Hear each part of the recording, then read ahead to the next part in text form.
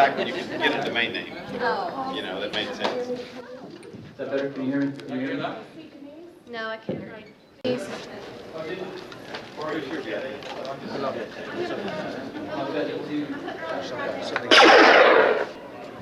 Chris and GBH, please get a front seat, please. I'll have to have my own caravan.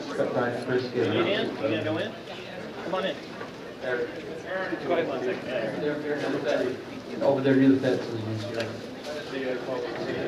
Yes. Grandma, we'll go back. Go back? Yeah. Colin, go back. Come over here, please. Right here. More speed tabs here. Right here. Please. 5 more. He was trying to get out of the way too.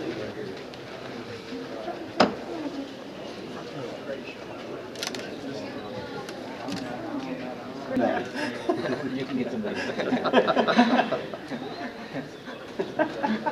I'm out. I'm doing one more set.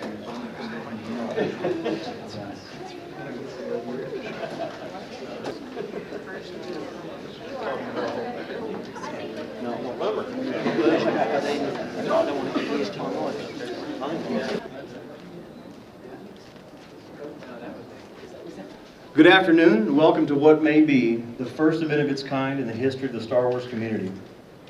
When the 501st Stormtrooper Legion formed in the late 90s, and later the Rebel Legion and other fan-organized groups, Star Wars costuming as a hobby made a significant leap in terms of accuracy and construction. Standards of membership entry into these organizations became strict as paper costumes were recreated into plastic, plastic turned into fiberglass, and even aluminum.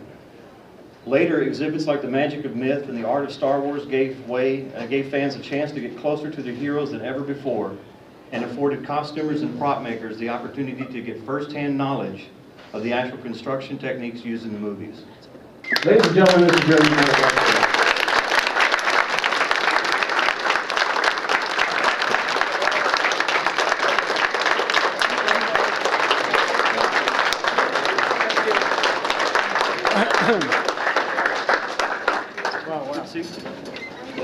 But it gets even better. Seeing such an impressive movie at such an impressionable age can be a life-changing event. Myself, I was in the 3rd grade when the movies came out, and I immediately ran out and bought the 2 LP soundtrack. You guys remember what the LPs are, right? The next year I started to learn how to play trumpet, and I played all the way through high school and college, and even in the military, because someday, I was going to play with John Williams in the London Symphony Orchestra.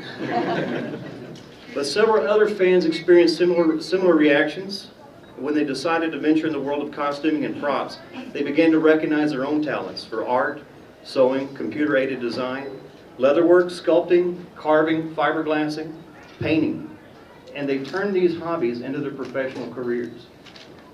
Some of these people are currently employed with the very motion picture companies and prop houses whose movies they watched as children. And they all of this influence to that little old movie that came out in the summer of '77. With these professionals in the ranks, along with talented costumers worldwide, and now with access to more reference material than ever before, fans were now able to take the final step in costuming. Honest to goodness, movie quality replica costumes. Fans banded together to recreate their own Star Wars costumes and built websites dedicated to their favorite characters. One such website was called As You Wish, a site for those who wanted to build their own Boba Fett costumes. And in 2002, the website was rechristened The Dented Helmet, and is now home to hundreds of Fett and Bounty Hunter themed costumers, fans, and collectors worldwide. Now, as many of you know, most big budget motion picture companies and productions do not allow actors to keep costumes and props once the sets are struck. And most of these items are stored for use in later productions and archived for the sake of posterity. You may see these costumes years later, auctioned off as Hollywood memorabilia and private collectors, never to be seen again, and the Star Wars franchise was no exception. Mark Hamill did not get to keep his own lightsaber. The Millennium Falcon is not stored in the garage at Harrison Ford's house. And Jeremy Bulloch does not currently own his own armored flight suit and battle-damaged helmet. But that's about to change. To give an overview and a little background on the project we're here to see today, another Denon Helmet member right here, Jason Miller. Thanks, Eric.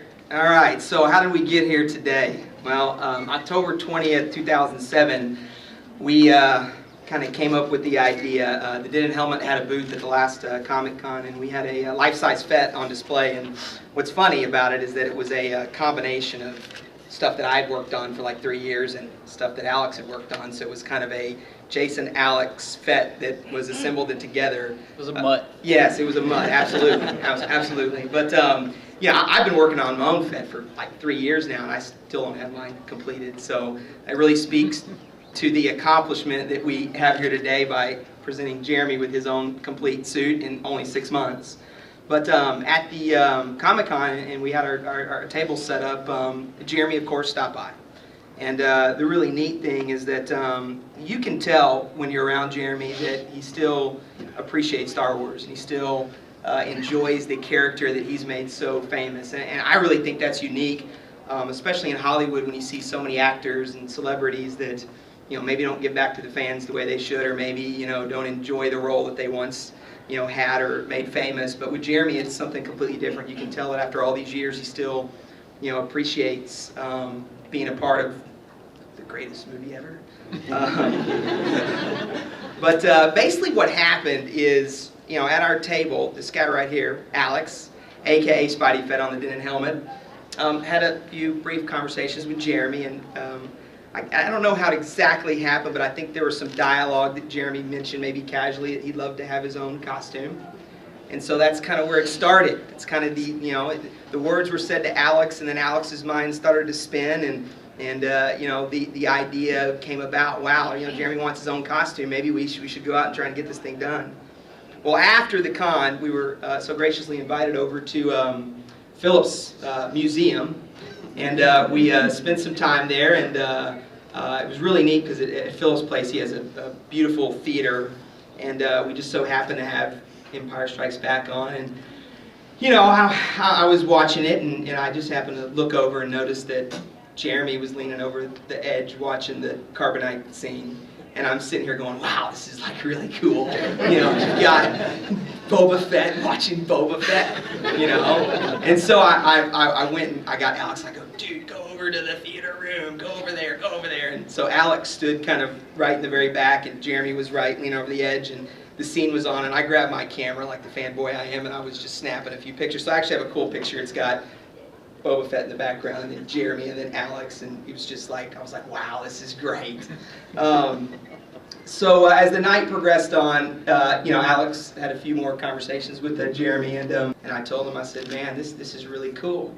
And I said, you know, we should try to do this. We should try to, you know, get the members of the Denon Helmet, all the great prop makers and artists that are on the boards, and see if we can maybe do this and get this done. And you know, as Alex and I talked, you know, we joked about our own Fett and how long it's taken us to get ours together, and so we're like, wow, you know, this is going to be a pretty hard thing to do. And as the conversation carried on, and we talked to a few other senior members of the Denon Helmet, we found out that there had actually been some discussions in the past and some attempts made to maybe, you know, try to get Jeremy his own suit, but each and every time, you know, things fell apart and it really didn't get done. And so we had our doubts, but I told Alex, I said, let's try to do this. Let's go out to the community and let's speak to, you know, everybody that we know and put it out there and see how many people would be willing to chip in and get this thing going. And you know, I have to say that you know, whenever you embark on a project like this, or whenever you embark in any project, whether it be personally or professionally, you know, you always find that there are leaders that take over and kind of guide the team.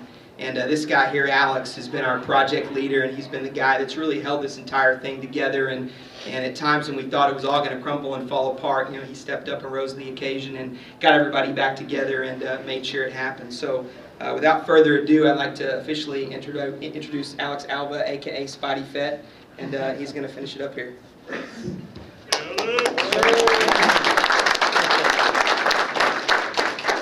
I don't really